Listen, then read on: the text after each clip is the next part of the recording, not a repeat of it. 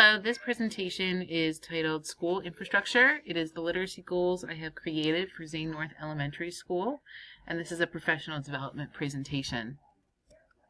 The presentation was created towards the staff of our school, and the purpose is to enhance literacy infrastructure.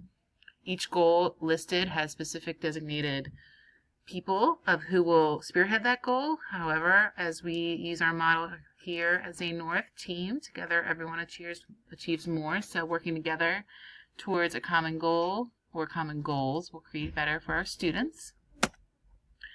The goals are as follows: to increase collaborative planning time of general education, academic support teachers, and inclusion teachers. The second goal will focus on creating a school-wide book room and how to organize and utilize that room. And the third goal will be towards increasing parental involvement of literacy. The first goal, co-planning. Overview would include what is co-planning. Co-planning is when two teachers are coming together to plan lesson plans that will meet the needs of their students. Co-planning is considered an integral part of both successful co-teaching relationships in which both teachers have parity and use their individual expertise to benefit all students. And that was written by Pratt, Embody, Wolf, and Patterson in 2016. The timeline of the co-planning goal will begin in September and end at the end of the school year.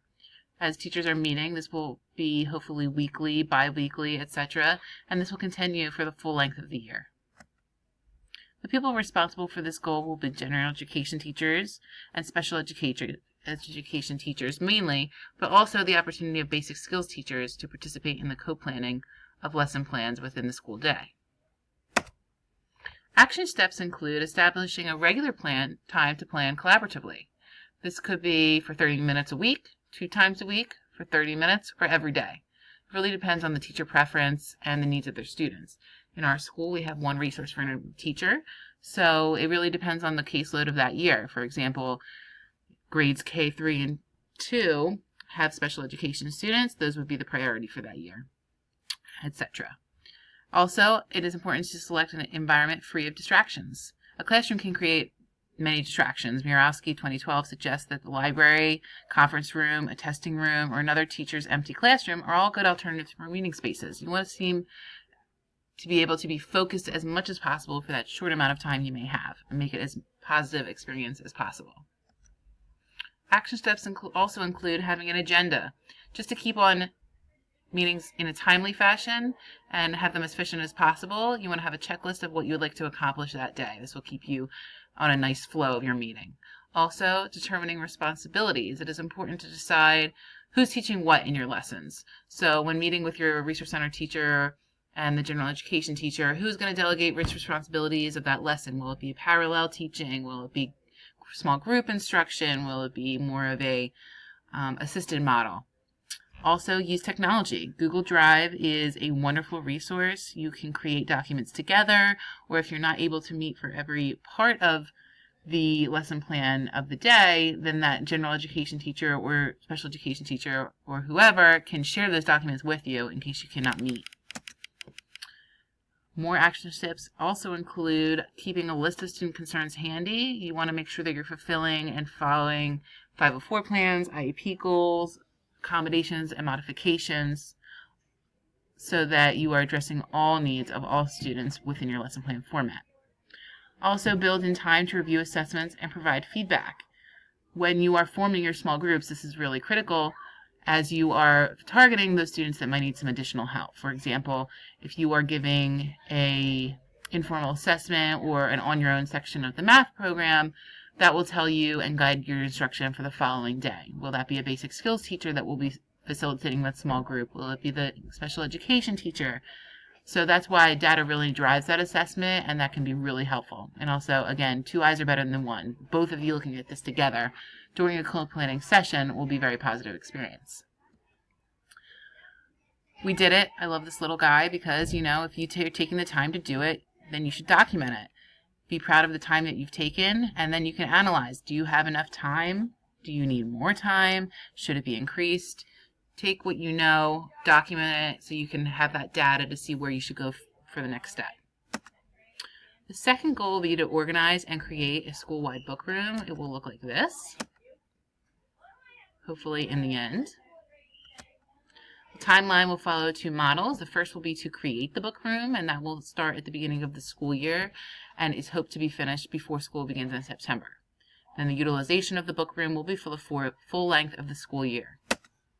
Who will be responsible for this goal? The Parent-Teacher Association will take a large role in this, as they will be the ones that will volunteer to work over the summer. This may include teachers as well. We need people who are able to understand the leveling system, who can take the books and level them appropriately and then organize them appropriately. Teachers are also going to be leveling their students throughout the year, and they are to enforce leveled reading principles. So, when giving students an independent block of time for reading, they can go to the book room and they can utilize it appropriately. Also to follow curriculum units, utilizing the book room as much as possible. And finally, the building principal to address budgetary items and ensure district policy is being followed. So in order to create this, we have to have approval. There are certain guidelines and policies that are already written within the district that the principal is aware of, and when going forward with this process, making sure that we are planning appropriately and then that is then approved by the school board. Action steps will include gathering and organizing the existing books we already have, and then going ahead and using our Fountas and Pinnell leveled book website, our Scholastic Book Wizard, and Classroom Organizer in order to level these according to our guided reading levels. Our best resource is the Scholastic Book Wizard, but the others are also nice resources to have as well. And once we have labeled and organized, then we can go ahead and utilize it efficiently. Resources will include book bins, lots of them to accommodate all of our books on our bookshelves. Labels, a leveling guide. It's nice to have that handy so we know what we're working with our students, and a benchmark kit that we can assess students and then find appropriate books to match. Evaluation of this goal will be included by the book sign-out sheets. We may begin with this model, then hope working towards creating this on a computer and a data sheet online, or a scanning system for our library resource room.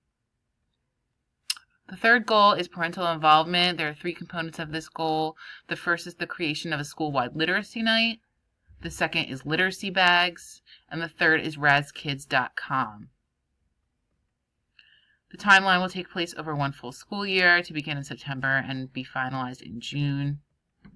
School-wide literacy night, the action steps will include giving suggested book lists for parents. A lot of times they come and they say, he's on a level H, but what does that mean? And giving them some opportunities to figure out what will good authors be, or where can we go, a public library, and how do we go about finding books at home to read. Demonstrating reading strategies, teachers readers theater to promote choral reading, increasing to work on fluency, and the make and take stations. So parents can come in and make sight word games and cookie sheet activities to work on phonics, so just really involving them in a fun way.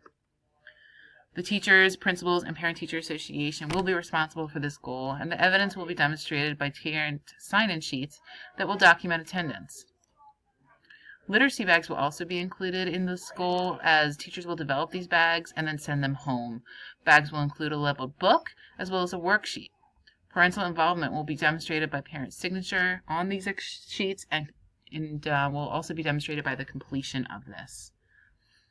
Denver and Burt state that literacy bags increase parental involvement, they increase children's involvement, as well as demonstrating initial and sustained interest and enthusiasm. That's really the goal, is to make students excited. Resources will include reading bags, leveled books, paired book activity, all included within that to go home. And finally, razkids.com, in which students can go online at home. Parents can go have access on their home computers or devices, and it gives them an easy opportunity to read books online. Data is easily collected through login and assessments and small quizzes. Through your efforts, we can create great improvements, and thank you as we move forward for a time of change. Best of luck, and any questions or concerns, come and see me. Thank you.